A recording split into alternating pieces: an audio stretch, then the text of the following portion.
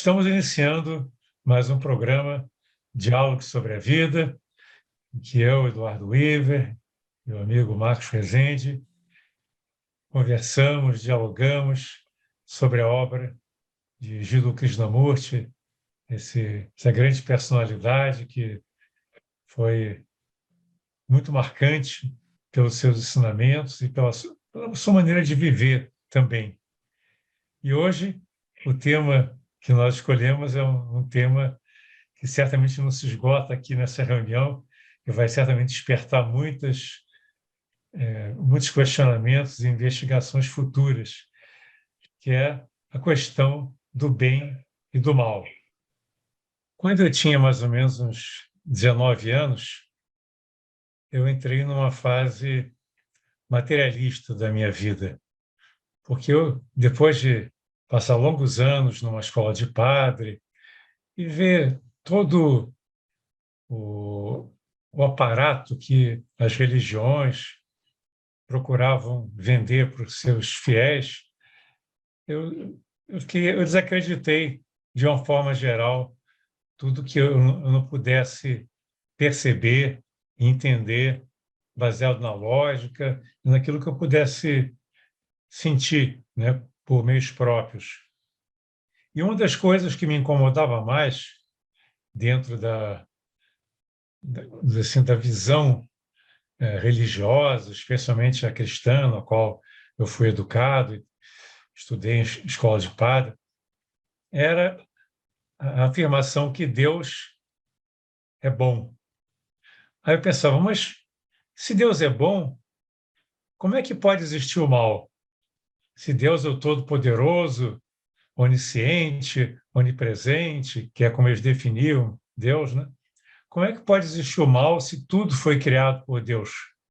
Então, isso para mim assim ficou como uma pergunta não respondida durante muito tempo, né? E foi uma coisa que me fez entrar nesse período de descrença total. Quando eu tinha uns 20 e poucos anos, chegou-me até às mãos um livro muito interessante chamado Despertar dos Mágicos, do Luiz Pauwels e Jacques Bergier. Um livro que eu achei na época muito interessante, né, que falava de magia e tal, e tem um capítulo que falava do bem e do mal.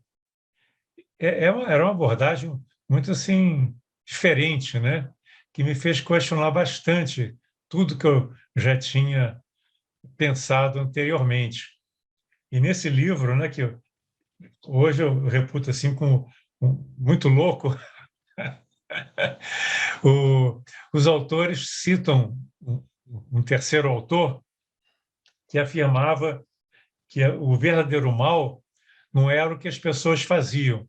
Quer dizer, esses males que nós percebemos, né, no dia a dia, na verdade, são males que são justificáveis. Por exemplo, a pessoa mata alguém porque estava com fome, ou mata alguém porque estava com raiva, ou atropela alguém porque estava bêbado. Então, existem todo um enredo social, existem formas de você justificar os males que fazem com que as pessoas sejam presas e afastadas da sociedade por terem cometido algum delito.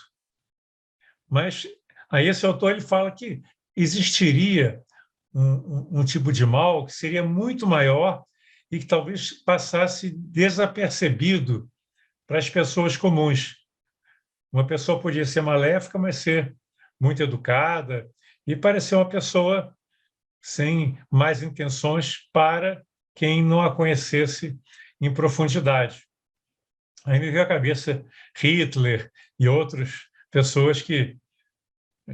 Hitler era vegetariano, era uma pessoa educada e tudo mais, tinha todos os atributos de uma pessoa socialmente aceita, tanto que ele foi eleito, né, pelos seus concidadãos. Mas ele foi capaz de fazer as maiores barbaridades, como a história testemunha, né? Mas aí ele fala assim, por exemplo, que uma coisa que ele considera mal seria, por exemplo, um gato ou um cachorro começar a falar que nem um homem, ou as flores começarem a cantar ou as pedras aumentarem de tamanho aos nossos olhos, sem nenhuma razão para isso, né? É uma abordagem assim, que eu, na época, até hoje ainda acho muito estranho, né? Mas comprova assim quanto que quanto é difícil nós entendermos essa dicotomia bem e mal, porque se nós acreditamos na unidade, como pode haver o bem de um lado e o mal do outro? E aí vem a Blavatsky na doutrina secreta e fala que Lúcifer, que está associado a Satã, associado ao mal, na verdade é o anjo de luz. Aí a coisa embaralha ainda mais, né? Inclusive, ela deu o nome da revista que ela publicava, que ela lançou, acho que na Inglaterra, chamada justamente Lúcifer, né? Que na doutrina secreta ela diz que é o mensageiro que trouxe a luz para nós e que, se não fosse Lúcifer, nós estaríamos ainda no nível dos animais. Ele foi o grande anjo que trouxe da luz, está associado a Vênus, de onde veio a luz, tem todo um misticismo, né, em torno de Lúcifer. E ele, de acordo com a tradição, foi o primeiro arcanjo a surgir. E quando diz que é anterior a Jeová. E a igreja, então, como queria que Jeová ficasse por cima, condenou Lúcifer e associou Lúcifer ao diabo e ao aspecto negativo, né? Ao mal. Então, você vê que existem aspectos culturais, religiosos, e a pergunta que fica é se há realmente separação entre bem e mal. Essa vai ser a investigação que nós vamos descascar aqui nesse dia, né? Um tema realmente complicado, né? E porque culturalmente é muito difícil, né? Você separar o que é mal do que é um mal feito, que é fruto de toda uma série de questões que fizeram que a pessoa chegasse a fazer aquele mal feito, mas talvez por razões que sejam até compreensíveis. Então, eu passo a palavra para o Marcos para ele continuar aí essa reflexão, porque é um assunto realmente complicado. Edu, eu confesso que você jogou uma batata quente para mim, né? Quando você deu o tema, eu falei, tá bom, não tinha a menor ideia, porque eu não me lembro do Krishnamurti tratar muito desse tema, né? Eu, assim, a visão que eu tinha, né, das cartas dos Mahatmas, né, tem uma carta que fala que a natureza é destituída de bondade ou maldade, que ela segue simplesmente leis, que ela tem um antídoto para cada veneno e uma recompensa para cada sofrimento. Mas que o bem e o mal só existe na consciência humana, na etapa humana, né? Porque entre os animais, as plantas e mesmo nas superconsciências, vamos dizer assim, tudo segue a lei. O ser humano, com seu livre-arbítrio, é que vive o contraste do bem e do mal e que ele tem a sua evolução por conta desse contraste, dos acertos e erros, a consciência vai despertando. Mas aí, diante do desafio que você nos lançou, eu fui pesquisar o Krishnamurti, ver se achava o que ele falava sobre isso, né? Achei aqui algumas passagens, uma delas ele já diz logo, o bem não é o oposto do mal, isso já contraria tudo que todo mundo acha, né? Se o bem nasce do mal, então o bem contém o mal. Aí ele fala, consideremos muito cuidadosamente o que realmente ocorre externa e internamente. Quando você sente inveja, viva com esse fato, observe. Então, veja só, inveja. De antemão, a gente já diz, não, inveja é mal, né? E aí a gente sente, condena e ou ela vai para o inconsciente e ela continua existindo sem que a gente perceba, né? Ou ela gera um conflito. Agora, se a gente fica simplesmente consciente dela, sem condená-la, sem reprimi-la, integralmente com ela, observando ela como um fato, ela se dissipa. Então, ela é um fato psicológico, ela não é bem nem mal. Isso é um exemplo, né? Mas aí, ele mostra que essa questão do bem e do mal está relacionado com a dualidade, né? Alguém pergunta para ele, o que é bem e o que é mal? Ele fala, por que pensamos em termos de dualidade, do oposto? Por que somos tão condicionados pelo pensamento? Por certo, se pudermos compreender o processo do desejo, compreenderemos esse problema. Aí a gente já fica perdido, né? O que tem a ver o desejo com essa dualidade do bem e do mal? Aí ele vai entrar no assunto. Ele fala, se observarmos o desejo tal como é, sem nenhum critério de comparação, condenação ou justificação, veremos então que o desejo se extinguirá. Então, a gente tem lados, entre aspas, maus, e a gente quer que sejam bons. E existe um conflito aí, existe essa dualidade. O próprio querer ser bom é uma forma de desejo, né?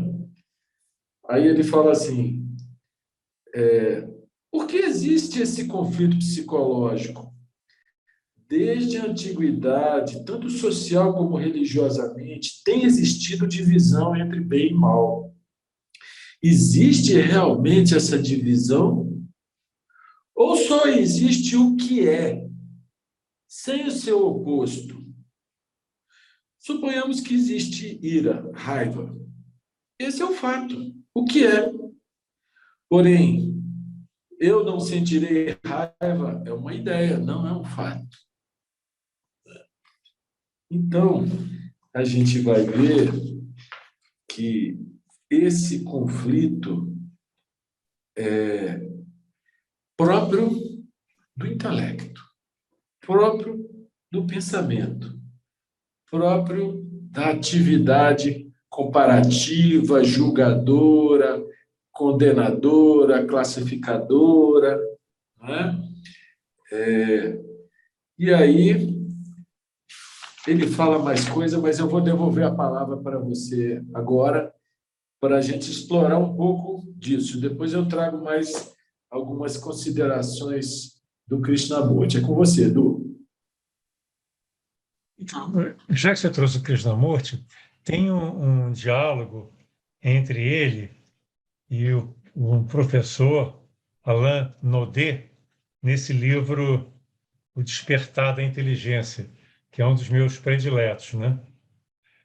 E é muito interessante que eles começam justamente questionando o que seria realmente, se realmente existe essa separação entre bem e mal, como você está colocando.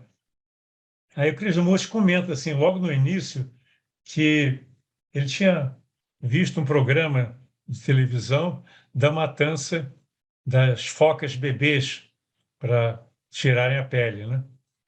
E isso foi assim uma coisa muito chocante, né? E será que isso aí a gente pode classificar como mal? Ou e tem coisas assim que parece que clamam assim são coisas assim tão absurdas que às vezes nos fazem achar, pô, esse cara realmente é mau, né? Uma pessoa que mata uma criança, né? Por maldade, né? Eu lembro uma vez uma coisa que me chocou muito. Eu estava em Búzios e, e tinha um cachorro cruzando a rua e veio um sujeito andando na, no- andando a pé pela rua. E quando o cachorro passou na frente dele, ele deu um pontapé com vontade no cachorro, né? E o cachorro voou até, né? de tal força que foi o pontapé e ficou no cantinho chorando, assim, sabe, completamente cheio de dor. E o cara deu uma risada e os caras estavam com ele também riram. Então, isso me parecia um ato assim, de uma crueldade assim absurda, né? Então, nós vemos assim às vezes atos humanos que parecem desumanos, na verdade, porque o cara não tinha nenhuma razão para chutar aquele cachorro e, no entanto, deu um chutaço, né? Uma vez eu também levei um pé naquele lugar sem nenhuma razão de um cara que chegou e me deu um pé assim. Eu nem conhecia ele simplesmente fez isso por maldade. Então, a gente sente que existem certas coisas que as pessoas fazem que não tem uma razão. Quer dizer, deve ter alguma razão, mas é difícil, né? Talvez a pessoa que faz isso esteja frustrada, esteja querendo descontar em alguém algum problema que teve, mas nós temos uma percepção muito limitada da realidade, né?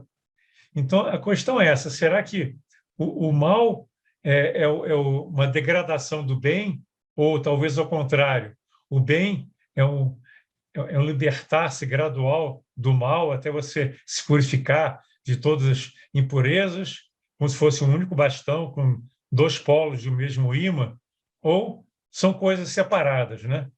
Existiria o bem absoluto e o mal absoluto, né? Isso que os dois, né, o Alain Naudet e o Krishnamurti, conversam nesse artigo, né? E aí o Krishnamurti traz uma noção que eu achei muito interessante. Ele associa... Primeiro ele fala o seguinte, que bem, o que em inglês é good, está associado a God. São palavras que têm uma de diferença só, good e God, né? Quer dizer, é como se a bondade fosse um atributo que caracterizasse a divindade. Mas aí então você vai dizer, então a maldade é coisa do diabo, né? Você queria mais uma vez aquela dicotomia que é tão característica da filosofia, né? Da visão de mundo cristão, que você tem o céu do lado e o inferno do outro. Um é o domínio dos anjos, dos arcanjos, etc., e o outro é o domínio do diabo, de Satanás, etc. E são coisas que são irreconciliáveis. Você tem que escolher o caminho do bem e o caminho do mal, ou então você vai para o inferno e não sai mais de lá. Então, essa dualidade é muito presente na visão cristã. Mas aí o Krishnamurti traz uma outra concepção que eu achei muito interessante. Ele diz o seguinte: o bom está associado à ordem. Olha que interessante, Marcos, isso. O bom tem a ver com a ordem. É como ele assim, existe uma ordem que está por trás de todas as coisas. Ou seja, quando você olha realmente para o universo, né, para o cosmos, né, e vê a beleza, né, das galáxias, a beleza mesmo de uma flor, enfim, toda a beleza natural, você sente que essa beleza é um signo, né, aponta para a existência de algo, de um criador que tem essa capacidade de expressar o belo e o bom. Então, ele diz que uma ordem total estaria associado a esse princípio do bem, que onde existe ordem, existe bem. O mal seria a incapacidade das pessoas perceberem o bem e incorporarem essa ordem na sua vida. É um conceito assim um pouco revolucionário, né? Que a gente pode aqui começar a trabalhar, né, Marcos? De um lado, você tem pessoas que levam uma vida desordeira e, portanto, se afastam daquele princípio do bem, mas ele nunca deixou de existir. Nós vivemos de uma forma autocentrada, egoísta, e o problema do mal tem a ver com o eu. Se não existisse o eu, não haveria o mal. Que é mais um conceito também muito difícil de ser compreendido, que as pessoas comuns não conseguem associar o mal ao eu. Mas a Blavatsky dizia que o eu, né, a mente, o pensamento, é o assassino do real, daquilo real que seria a ordem, seria a bondade absoluta. O que você acha disso, Marcos? Tem pano para manga aí, Edu.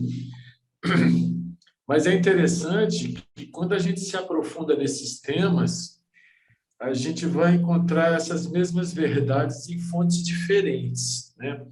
Isso que você falou agora, citando o Krishnamurti, de que o bom está associado à ordem, né? Eu vou puxar uma citação também das cartas dos Mahatmas, que fala assim: só conhecemos uma lei no universo, a lei da perfeita harmonia. Estamos chegando ao final da primeira parte desse nosso programa. Fiquem conosco, daqui a pouco nós voltamos.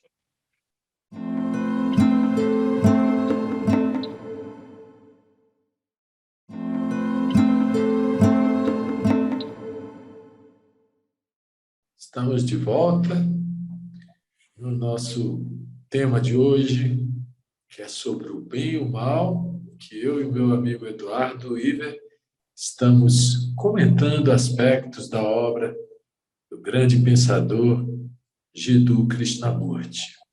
Então, o que ele está chamando de ordem, eu vou traduzir como harmonia, né? E quando a gente conversa sobre karma e essas coisas, é a quebra da harmonia, né? A quebra dessa harmonia universal que gera os efeitos. Mas, se a gente for aprofundar um pouco mais, tem a ver com todo esse assunto da consciência, porque repara só, quando um animal come o outro na floresta, a gente pode falar em bem e mal. Aí, quando um canibal mata um outro homem e come, né? O canibal é um humano quase animal. Assim, o nível de consciência dele é mínimo, né? Ele quase não distingue uma coisa da outra, ele não tem a malícia, vamos dizer assim. Então, a gente vai ver que tudo isso aí tem a ver com o processo da consciência, né? E realmente, quando a gente compreende que o universo é harmonia e a gente aprende a viver em harmonia, não existe mal na nossa vida. O problema é que nós temos o intelecto que gera desejo, até o desejo de ser bom, isso gera o conflito entre o bem e o mal, né? Aí olha o que o nosso... Deixa eu só falar uma coisa sobre o que você comentou sobre o canibal, né? Que come, às vezes, um similar, né?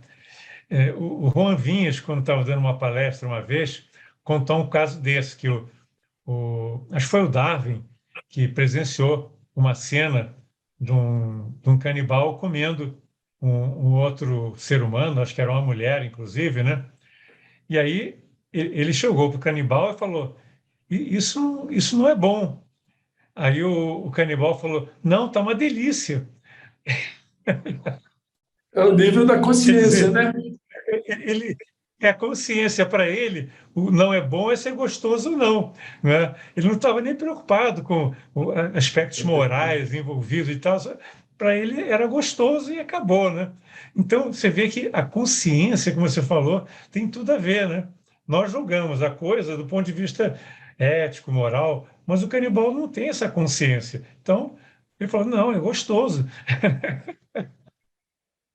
Pois é. Então você vai ver que a gente tem que puxar esse tema para nós, porque esse conflito entre o bem e o mal, ele está na vida de todos nós.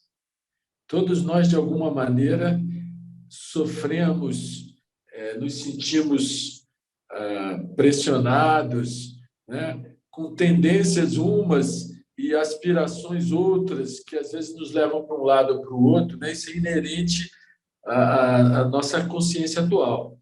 E aí, olha o que o Krishnamurti fala. Em tudo isso, o mal é total falta de autoconhecimento.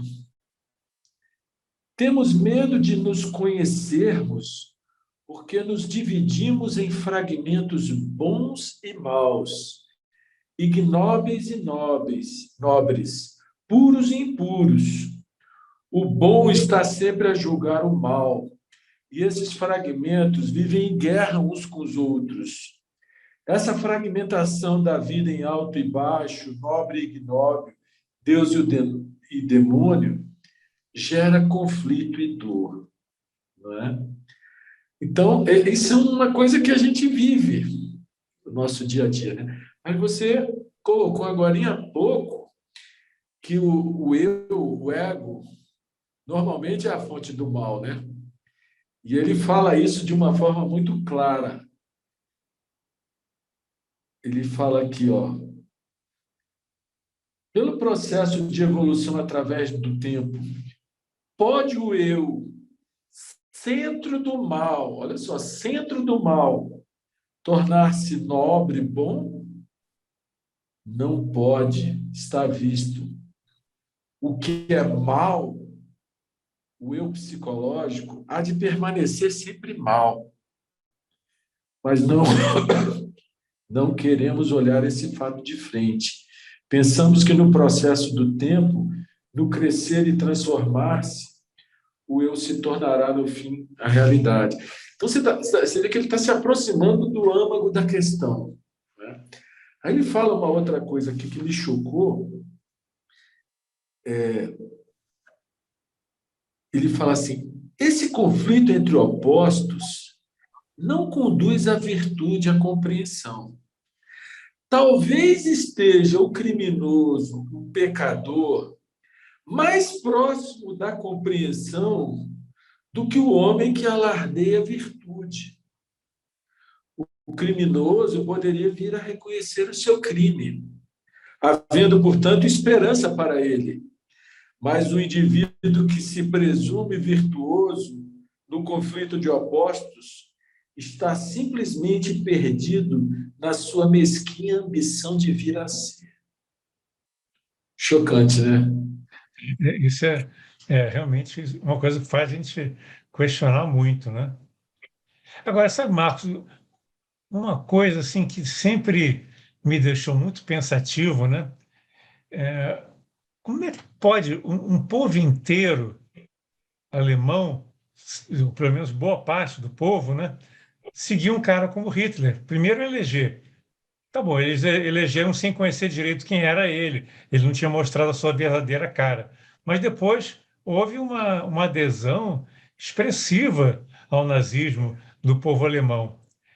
E a primeira vez que eu fui à Europa, eu tinha esse medo, eu quero conhecer esse povo alemão para saber como é que ele é, né?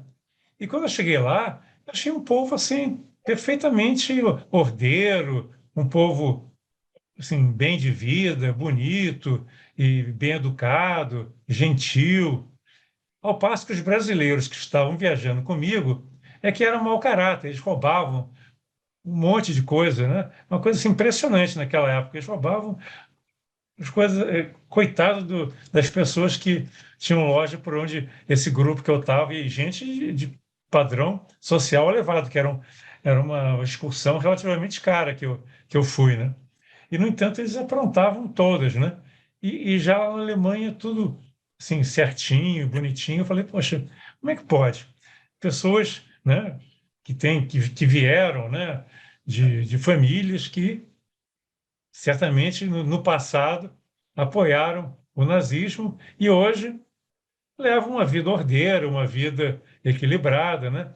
Então, o que leva uma pessoa normal, entre aspas, a se deixar envolver por um pensamento tão nocivo, tão separatista e discriminatório e que levou à morte milhões de pessoas, né? Quer dizer, a perseguição aos judeus, por exemplo, né? O Holocausto, tudo isso aí são coisas assim que bradam aos céus, né? Que são coisas terríveis, né? Então, como é que pode haver, vamos dizer assim, uma aceitação desse tipo de coisa? E aqui no Brasil tem também muita gente que apoiava um governo que estava produzindo uma série de atos de terror mesmo, né? Torturando e tudo mais. Então, essas questões, para mim, são difíceis de serem compreendidas, né? Como que um ser humano se deixa levar a um extremo tão terrível, né? E outro fato para você também poder assim questionar junto comigo, durante a Segunda Guerra, o Krishnamurti ficou vivendo lá em Ojai, na Califórnia, né? E em nenhum momento ele criticou os alemães. A maioria, teve uns teosofistas que deram declarações assim totalmente favoráveis aos aliados e contra os alemães. O Krishnamurti ficou calado, não falou nem pró nem a favor em nenhum momento. Como é que você vê isso? Edu,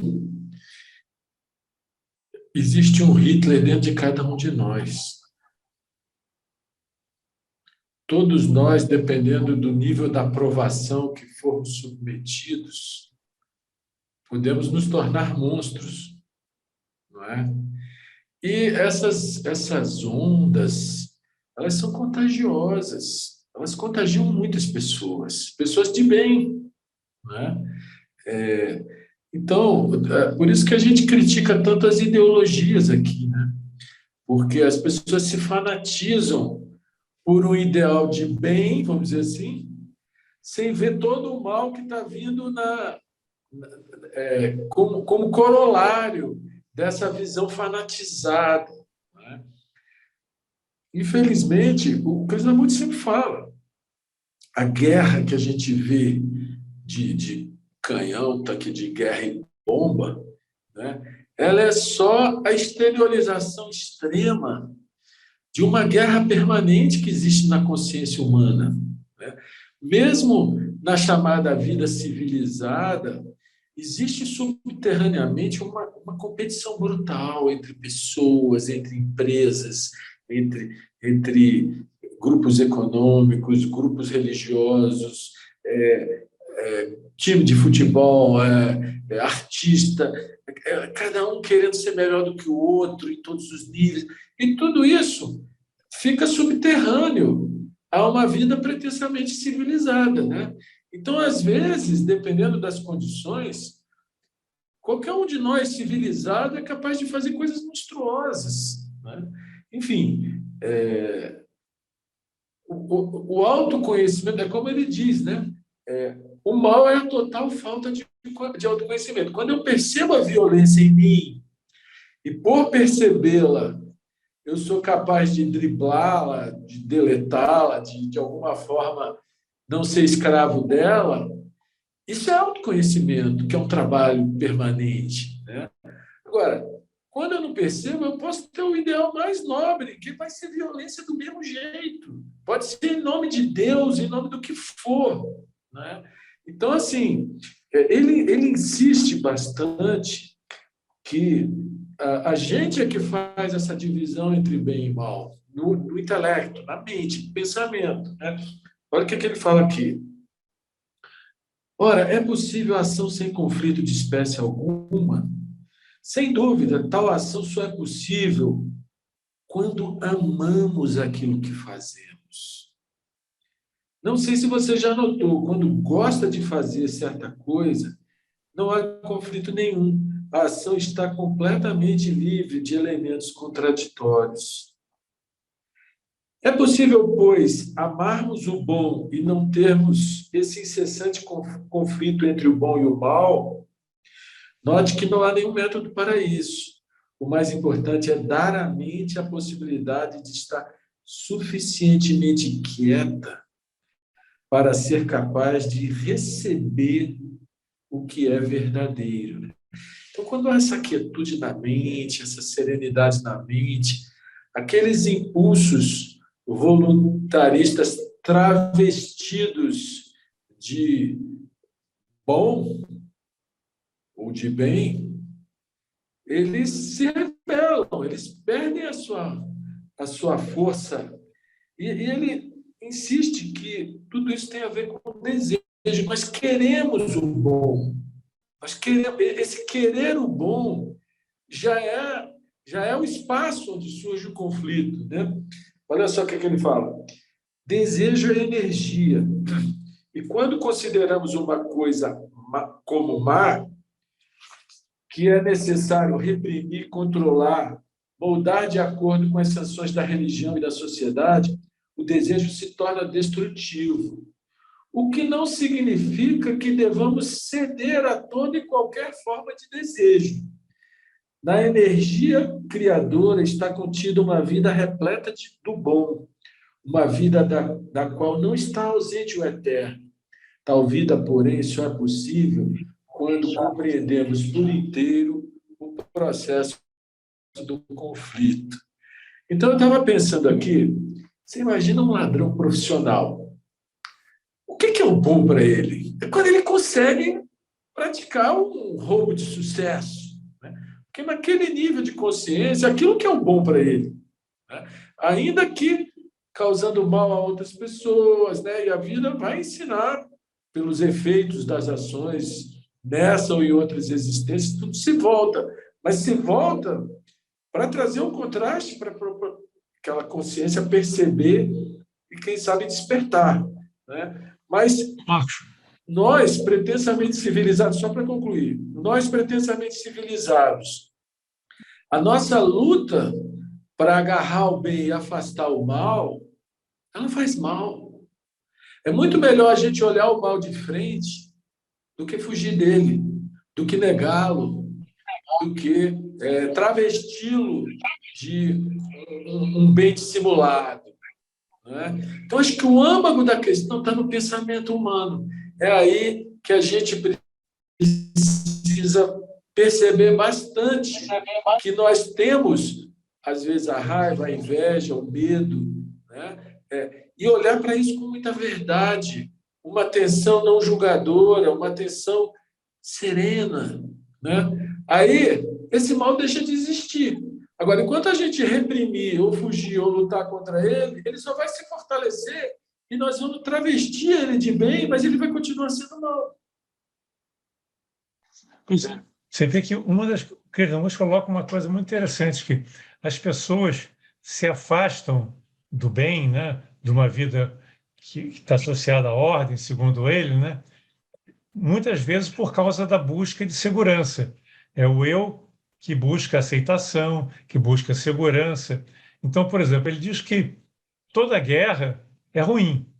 Quer dizer, não existe guerra justa, guerra boa ou guerra justificável. Guerra é violência. Só que a diferença de você matar uma pessoa na rua por uma questão de ciúme ou por roubar, ou seja, o que for, não é diferente de você matar uma pessoa numa guerra. Só que na guerra a violência está justificada por um aparato de Estado, ela foi institucionalizada, a violência foi permitida. Então, aquele negócio, matar na guerra não é errado, porque está matando um inimigo, né? Só que se o inimigo for pessoal, não pode. Agora, se for um inimigo de Estado, pode. Então, isso aí é uma baita confusão, né? Uma coisa totalmente irracional. Você poder matar em certas condições e ser condenado se o fizer em outras condições. Então, o Krishnamurti coloca de maneira muito simples. Nunca a matança é justificável. Nunca a guerra é justificável. Ele já houve tempos na Índia, por exemplo, em que qualquer matança era considerada uma coisa ruim. Hoje está tudo sendo relativizado, grande parte pela influência do Ocidente. Então né, os militares acham que é perfeitamente normal, né, um policial ou um militar mesmo, numa batalha, matar por autodefesa ou matar pela razão que for, se tiver a serviço. Ele pode, inclusive, jogar uma bomba, matar milhares de pessoas, mas ele está a serviço. Então, isso aí é meritório. Se ele cumpriu o que estava previsto, ele está correto.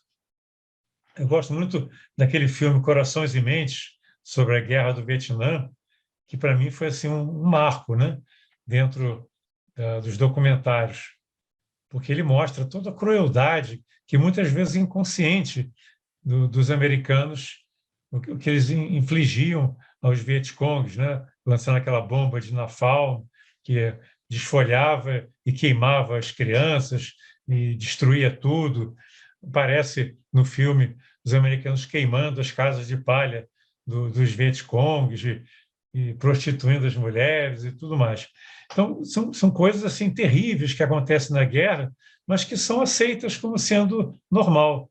Aí eles entrevistam um piloto de um bombardeiro, né, que tinha jogado lá bombas na FAO nos Vietcongs, e eles, quando eu estava fazendo isso, eu era uma pessoa inconsciente.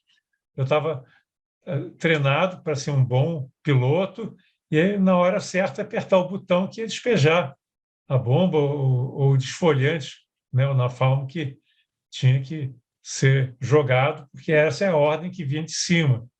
E hoje eu vejo tantas crianças desfiguradas, eu não queria que isso acontecesse aos meus filhos. Você vê que ele foi causador de um mal, mas a consciência dele era de cumprir ordem, porque ele estava totalmente embotado pela visão equivocada, uma visão falsa da realidade. Então, o Krishnamurti diz que hoje em dia é raro as pessoas que não aceitam de maneira nenhuma a violência nem a matança. Isso já foi tudo relativizado em função dos interesses econômicos, dos interesses de Estado e outros interesses que, no fundo, são todos interesses egoísticos, né, projetados da mente humana para um grupo, ou até mesmo para um país. Chegamos ao final do nosso programa, mas esse é um tema que realmente dá muita reflexão e o assunto ainda reverbera dentro de todos nós. Mas esperamos você no próximo programa aqui com a gente. Um grande abraço.